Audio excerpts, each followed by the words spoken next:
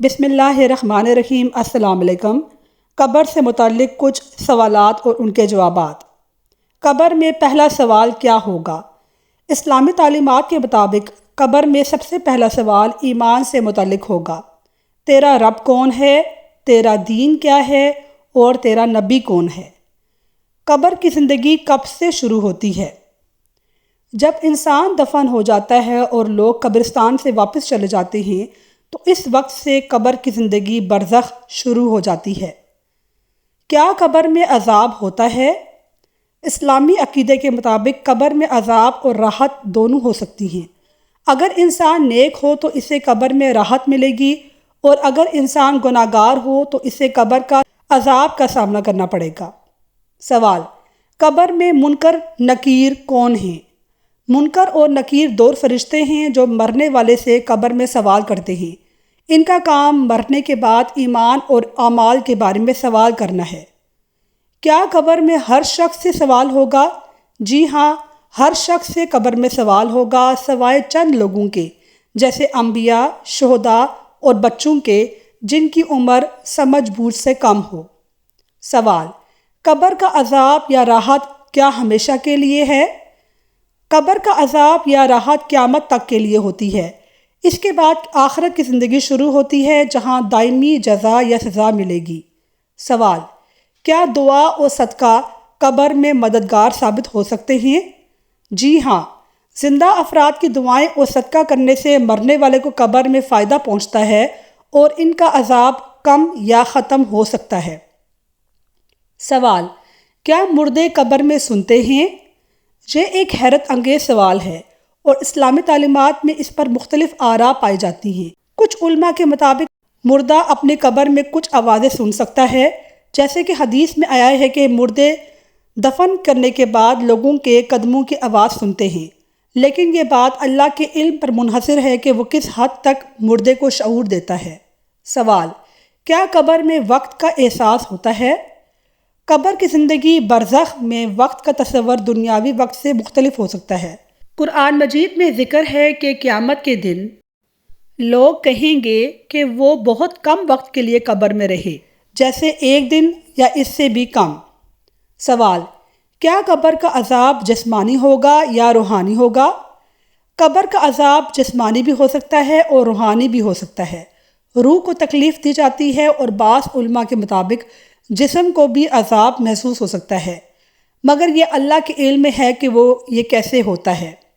سوال: کیا قبر میں روشنی ہوتی ہے؟ جواب: نیک لوگوں کے لیے قبر میں روشنی اور کشادگی کا ذکر ہے، جبکہ گناہگاروں کے لیے قبر اندھیری اور تنگ ہو سکتی ہے۔ نیک اعمال جیسے نماز اور صدقہ قبر کو منور کر دیتے ہیں۔ سوال: کیا قبر کے بعد کی زندگی برزخ خواب جیسی ہوتی ہے؟ جواب: بعض علماء برزخ کی زندگی کو خواب کی حالت سے تشبیہ دیتے ہیں، جس میں انسان شعور رکھتا ہے لیکن دنیاوی قوانین کا اطلاق نہیں ہوتا۔ یہ ایک عالم غیب ہے جس کا تفصیلی علم اللہ میاں کے پاس ہے۔ سوال: کیا جانور قبر کے عذاب کو محسوس کرتے ہیں؟ جواب: ایک حدیث میں ذکر ہے کہ جانور خصوصاً خچر اور گھوڑے قبر کے عذاب کو سن سکتے ہیں۔ یہ حدیث اس بات کو ظاہر کرتی ہے کہ برزخی دنیا کے کچھ پہلو ایسے ہیں جو عام انسانوں کے لیے پوشیدہ ہیں، لیکن بعض مخلوقات انہیں محسوس کر سکتی ہے۔ سوال: قبر کی مٹی اور مردے کے درمیان کیا تعلق ہے؟ کچھ روایات میں ہے کہ جب انسان کی پیدائش ہوتی ہے تو اللہ مٹی کا ایک حصہ اسی جگہ سے لیتا ہے جہاں اسے دفن کیا جائے گا۔ اس مٹی اور جسم کے درمیان ایک روحانی تعلق ہوتا ہے جو دفن ہونے پر دوبارہ قائم ہو جاتا ہے۔ قبر کے عذاب کے حوالے سے اسلامی تعلیمات میں مختلف باتیں بیان کی گئی ہیں۔ قبر کا عذاب ان لوگوں کے لیے ہوتا ہے جو دنیا میں اللہ کی نافرمانی کرتے ہیں اور گناہوں میں مبتلا رہتے ہیں۔ عذاب قبر کے مختلف اسباب ہو سکتے ہیں جن میں درج ذیل شامل ہیں۔ پہلا سبب ہے نماز میں سستی۔ نماز کو جان بوجھ کر چھوڑنا یا اس میں غفلت برتنا ایک بڑا سبب ہے جس کی وجہ سے قبر کا عذاب دیا جا سکتا ہے۔ غیبت اور جھوٹ، دوسروں کے پیٹھ پیچھے برائیاں کرنا قبر کے عذاب کا وجہ بن سکتا ہے۔ زکوٰۃ نہ دینا، جو شخص زکوٰۃ دینے سے گریز کرتا ہے اسے بھی قبر میں عذاب کا سامنا ہو سکتا ہے۔ نجاست سے نہ بچنا، نجاست سے بچنے کی کوشش نہ کرنا، جیسے پیشاب کی چھینٹوں سے نہ بچنا۔ ظلم و ستم، جو شخص لوگوں پر ظلم کرتا ہے اس کو بھی قبر کا عذاب ہوگا۔ حرام طریقوں سے کمائی کرنے والا یا حرام چیزوں کا استعمال کرنے والے لوگوں کو بھی عذاب قبر کا سامنا ہوگا۔ یہ عذاب قبر کی مختلف حالتیں ہیں۔ بہترین طریقہ یہ ہے کہ انسان اپنی زندگی میں اللہ کی اطاعت کرے اور گناہوں سے بچے۔ پیشاب کی بے احتیاطی اور غیبت، رسول اللہ صلی اللہ علیہ وسلم ایک قبرستان سے گزرے اور 2 قبروں پر عذاب ہو رہا تھا۔ آپ نے فرمایا ان دونوں کو عذاب دیا جا رہا ہے اور انہیں کسی بڑی چیز پر عذاب نہیں دیا جا رہا ہے۔ ان میں سے ایک پیشاب میں احتیاط نہیں کرتا تھا اور دوسرا غیبت کیا کرتا تھا۔ حضرت عیسیٰ علیہ السلام کا عذاب قبر دیکھنے کا واقعہ اسلامی روایات میں موجود ہے۔ ایک مشہور روایت کے مطابق حضرت عیسیٰ علیہ السلام نے قبر کے عذاب کو دیکھا اور اس کے منظر کو دیکھ کر رونے لگے۔ اس واقعے میں حضرت عیسیٰ علیہ السلام نے اللہ تعالیٰ سے دعا کی کہ انہیں اس عذاب سے پناہ دے۔ ایک روایت میں آتا ہے کہ حضرت عیسیٰ علیہ السلام ایک قبر کے قریب سے گزرے تو انہوں نے قبر سے ایک شدید عذاب کی آواز سنی۔ کچھ وقت بعد جب دوبارہ اسی قبر کے پاس سے گزرے تو عذاب کی آواز ختم ہو چکی تھی۔ حضرت عیسیٰ علیہ السلام نے اللہ تعالیٰ سے اس کی وجہ دریافت کی۔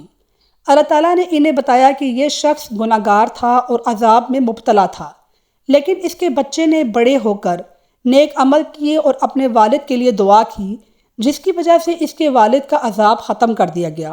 اس واقعے کا بنیادی سبق یہ ہے کہ اولاد کے نیک اعمال اور دعائیں والدین کے لیے فائدہ مند ہو سکتی ہیں اور اللہ تعالیٰ اپنی رحمت سے عذاب کو ختم یا کم کر سکتا ہے۔